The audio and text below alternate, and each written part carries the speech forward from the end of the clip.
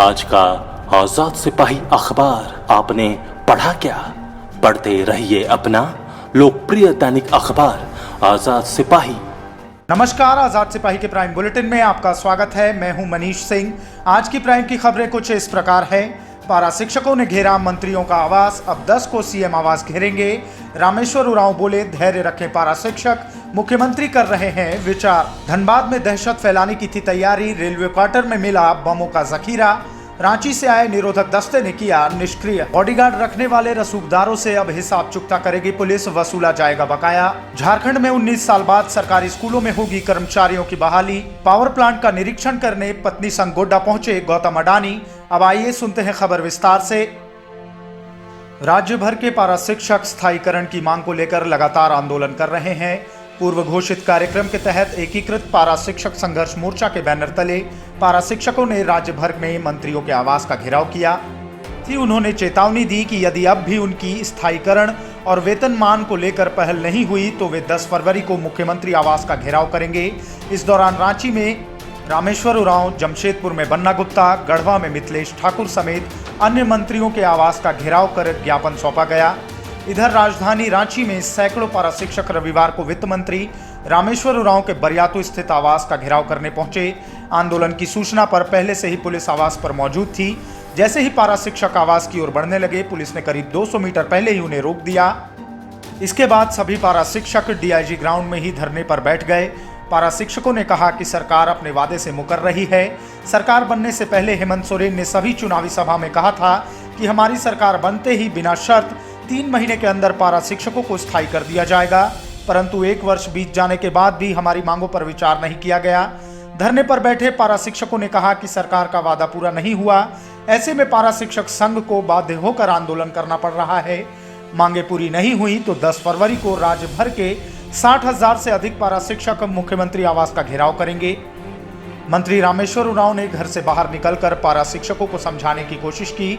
उन्होंने कहा कि सरकार उनकी मांगों पर गंभीर है, वे धैर्य रखें, मुख्यमंत्री उनके मामले में विचार कर रहे हैं। धनबाद डीसी कंपाउंड स्थित रेलवे के आवास में बमों का जखीरा मिला है। एक कार्टून में 18 जिंदा बम रखे गए थे। हालांकि इस बात का खुलासा नहीं हो पाया है कि बमों का कहां पर इस्तेमाल होना था, लेकिन माना जा रहा है कि ये बम आउटसोर्सिंग कंपनियों के परिसर में दहशत फैलाने के लिए तैयार करके रखे गए थे।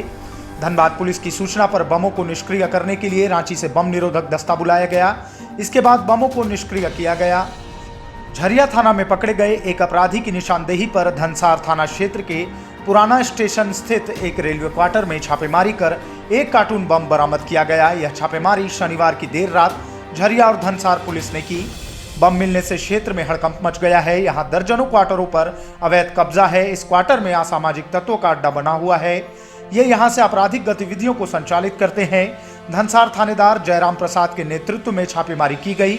एक कार्टून के अंदर बम मिले। बम को भूसी से ढककर रखा गया था। कार्टून के अंदर काफी संख्या में बम मिलने की बात कही जा रही है। भुगतान के आधार पर बॉडीगार्ड रखने वाले रसूखदारों से अब बकाया वसूला जाएगा। पिछले दिनों हुई समीक्षा में यह बात सामने आई थी कि वर्षों से बॉडीगार्ड की सेवा ले रहे कई लोगों ने निर्धारित राशि का भुगतान नहीं किया है। इसके बाद पुलिस मुख्यालय ने इस संबंध में एक आदेश जारी किया है। आदेश के आलोक में अब जिला स्तर पर ऐसे रसूखदारों की सूची खंगाली जा रही है जिन्होंने बकाया का भुगतान नहीं किया है।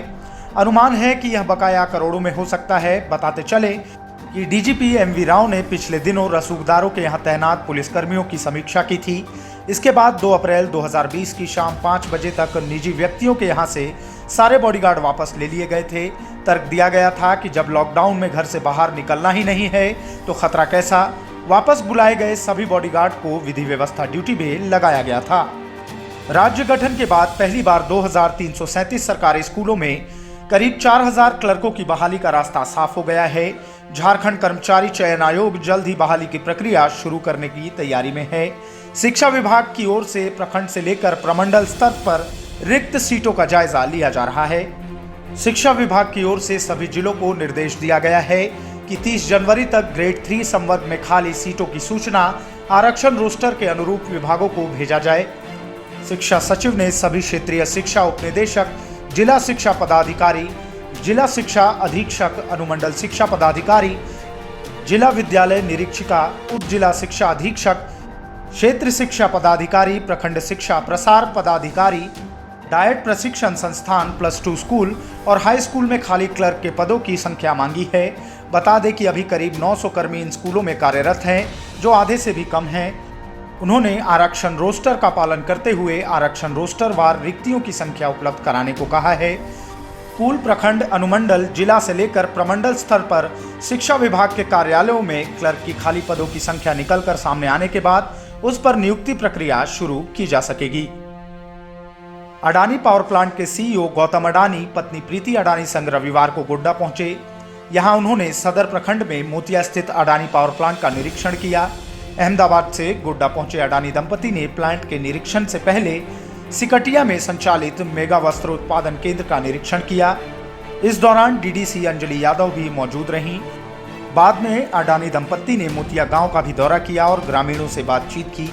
ग्रामीणों से बातचीत के दौरान अडानी उनकी भावनाओं से अवगत हुए, उनकी समस्याएं सुनी और हर तरह की परेशानी दूर करने का भरोसा भी दिलाया। इसके बाद गौतम अडानी चार्टर्ड प्लेन से परिवार संग देवघर के बाबा मंदिर पहुंचे। उन्होंने बाबा भोले का रुद्राभिषेक कर पूजा अर्चना की। साथ ही बाबा भोले और माता पार्वती का गांठ जोड़ भी कराया गया। आज के प्राइम में बस इतना ही। आगे की न्यूज अपडेट्स जानने के लिए देखते रहिए आजाद सिपाही।